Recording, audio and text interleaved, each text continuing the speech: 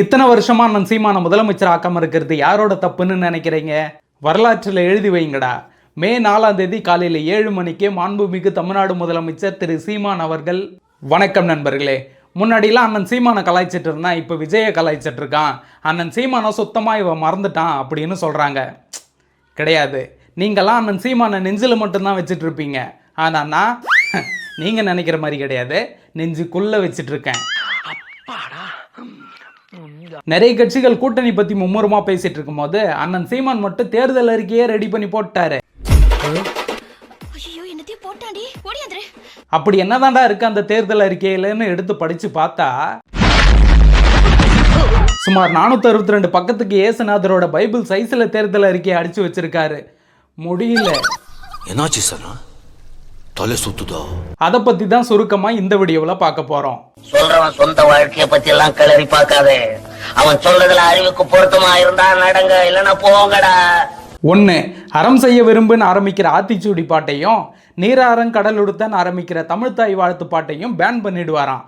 Pan பண்ணிட்டு அண்ணன் பாட்டின இந்த பாட்டை சேர்த்து விட்டுருவாராம். வட்ட வட்ட பாறையிலே வரகரிசி தீட்டையிலே சொந்தமுள்ள அத்த மகனே டக்குமுக்குடுக்கு தாளம், நீங்க சோறு கேட்டு நிக்கலாம் டக்குமுக்குடுக்கு தாளம். 2. தலைநகரையே மாத்த போறாராம். தமிழ்நாட்டுக்கு மொத்தம் 5 தலைநகரங்களாம். பரம்பரை இதே பொரிய வைக்கிறீங்களே, இன்னுமாடா நமக்கு போகாம இது. சென்னையை அப்படியே தூக்கிட்டு போய் திருச்சியில் வைக்க போறாராம். திருச்சியில இருந்து கன்னியாகுமரிக்கு கொஞ்சம், கோவைக்கு கொஞ்சம், மதுரைக்கு கொஞ்சம்னு அதிகாரத்தை அப்படியே பிரிச்சு கொடுக்க போறாராம். இங்க இருக்கக்கூடிய தமிழ்நாட அனுமார் சஞ்சீவமலை தூக்குன மாதிரி அப்படியே அலேக்கா ஷிஃப்ட் பண்ணி டெல்லிக்கு பக்கத்துல வச்சிட்டோம்னா அவன் கொடுக்கக்கூடிய முழு அதிகாரத்தையும் முதல்ல நம்ம வாங்கிக்கிட்டு மிச்ச மீதிய பூரா பக்கத்துல இருக்கணும் பூரா கொடுக்கலாம். 3. தமிழ் தேசிய மது பருகம். மது பருகம்னா மதுனா சாராயம், பருகம்னா பருகுதல், குடித்தல்னு அர்த்தம். அதாவது தமிழ் தேசிய சாராயம் குடித்தல், தமிழ் தேசிய சாராயம் பருகுதல். இப்படி சொல்லி என் தெய்வமே தெய்வமே தெய்வமே நன்றி சொல்வேன் தெய்வமே. ஆட்சிக்கு வந்ததும் முதல்ல டாஸ்மாக மூடுறாரு. மூடிட்டு பனங்கள் தென்னங்கள் அதில் இருக்கிற கல்லை தூக்கிட்டு பனம்பால் தென்னம்பால் அப்படின்னு பேரு வச்சுட்டு இப்ப குடிடா அப்படின்னு சொல்லுவாரு போல. பனம்பால் தென்னம்பால் அதோட சீசன் முடிஞ்சதும் என்ன பண்ணுவாரு? கூடவே அண்ணன் ரெமி மார்டின் சரக்கை தவிர வேற எதையும் தொட மாட்டாரு. என்ன பண்ண போறாரோ பாவங்க அவரு. பாட்டில இல்லையா, இடுப்பு மாதிரி இருக்கு. உள்ள இருக்க சரக்கு எம்மி ஜாக்சன் மாதிரி இருக்கும். 4. விவசாயம் அரசு பணி. விவசாயம் பார்க்க தெரியுமா, விவசாயம் பண்ண தெரியுமா? அப்ப அரசு பண்ணிடா உனக்கு.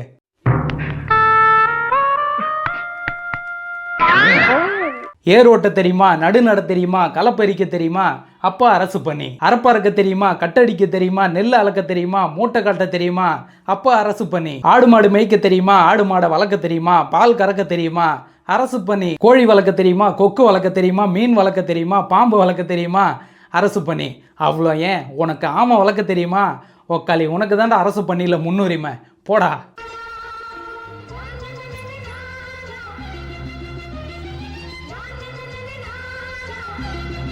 ஆடு மாடு மேய்க்கிறதுல இருந்து எல்லாத்தையும் அரசு பண்ணி ஆக்கிட்டுனா நாங்கள் எதுக்கடா கஷ்டப்பட்டு ஸ்கூல் காலேஜ் முடிச்சு டிஎன்பிஎஸ்சி எக்ஸாம் முடிச்சு கவர்மெண்ட் வேலை வாங்கினோம்? அதுக்கப்புறம் நீ இலவச கல்வி கொடுத்தா என்ன, கொடுக்கலனா என்ன அப்படின்னு அண்ணன் சீமானை பார்த்து நீங்க கேட்கறது புரியுது. இப்ப நான் என்ன உங்கள்கிட்ட சொல்றது? இங்க தான் அண்ணன் சீமான் ட்விஸ்ட் வச்சிருக்காரு. தேர்தல் அறிக்கை 5.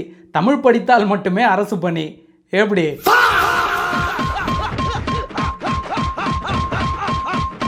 விவசாயம் பண்ணுறதுக்கும் ஆடு மாடு மேய்க்கிறதுக்கும் நாங்கள் எதுக்கடா படிக்கணும் லூசு பையில அப்படின்னு அண்ணன் சீமானை பார்த்து மறுபடியும் நீங்கள் கேட்குறது புரியுது. அண்ணன் சீமான் ஆட்சிக்கு வந்தால் படித்தவன் தான் ஆடு மாடு மேய்ப்பான், விவசாயம் பண்ணுவான். அப்போ படிக்காதவன் அப்படின்னு கேட்டிங்கன்னா படிக்காதவன் ஐஏஎஸ் ஐபிஎஸ் கலெக்டர் டாக்டர்னு ஆகிட்டு போகிறான் அப்படின்னு சொல்லுவார் போல. 6. 1லிருந்து 8வது வரைக்கும் தேர்வு இல்லாத தேர்ச்சி.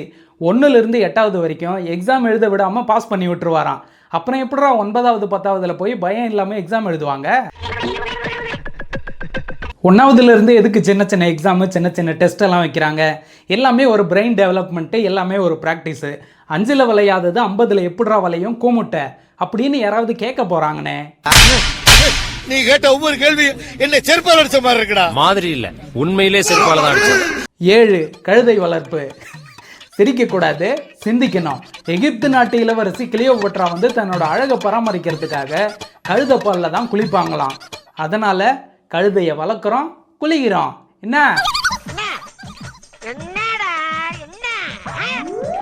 8 வரதட்சணையை ஸ்டாப் பண்ணுறாரு. வரதட்சணை கொடுக்கறதும் தப்பு, வாங்குறதும் தப்பு. எப்படி வரதட்சணையை எதிர்பார்க்காம தன்னோட பொண்டாட்டியை கஷ்டப்பட்டு வேர்வை சிந்தி அண்ணன் சீமான் காப்பாத்துறாரோ,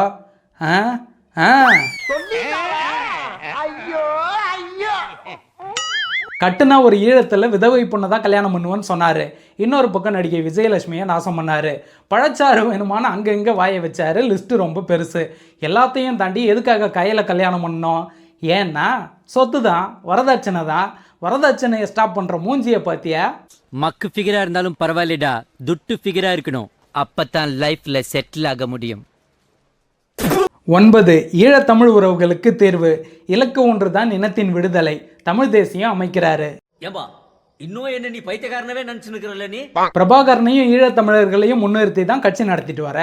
சரி, கட்சி ஆரம்பிச்சு இந்த 15 வருஷத்துல ஈழத்தமிழர்களுக்காக எத்தனை தடவை போராடி இருப்ப? ஒன்னே ஒன்று சொல்லு பார்ப்போம். கிடையாது. அட்லீஸ்ட் தமிழ்நாட்டில் இருக்கிற அகதிகள் முகாமுக்கு என்னைக்காவது போயிருப்பியா? எப்பயாவது அவங்களுக்கு போய் ஏதாவது உதவிகள் பண்ணியிருப்பியா? கிடையாது. அவங்க பேரை சொல்லி தானே திரள் நிதியான்ற பேரில் திருடி தின்னு கொழுத்து போயிருக்க. வெக்கமா இல்லை? இதில் தமிழ் தேசியம் அமைப்பாராம், நொட்டுவாரு.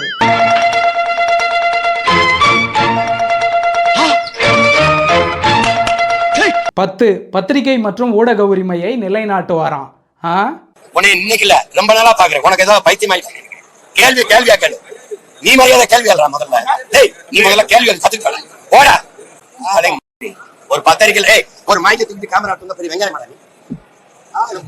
போடா.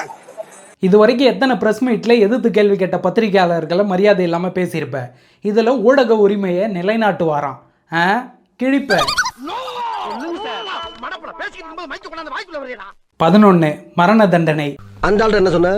பாலியல் குற்றவாளிகளுக்கு மரண தண்டனை நிறைவேற்றப்படும் அப்படின்னு ஒரு இடத்துல சொல்லிட்டு என்ன சொன்ன? எந்த ஒரு குற்றத்திற்கும் மரண தண்டனை தீர்வாகாது, அதுவே எங்கள் கட்சியின் கொள்கை கோட்பாடு, அதுவே எங்கள் நிலைப்பாடு அப்படின்னு சொல்லியிருக்காரு.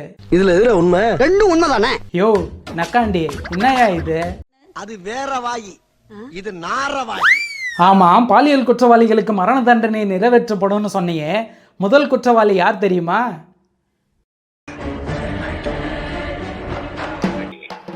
அவங்க கெட்டவரடி உன் கவுண்ட் வரல. அப்புறம் அப்படின்னா கேடு கேட்டா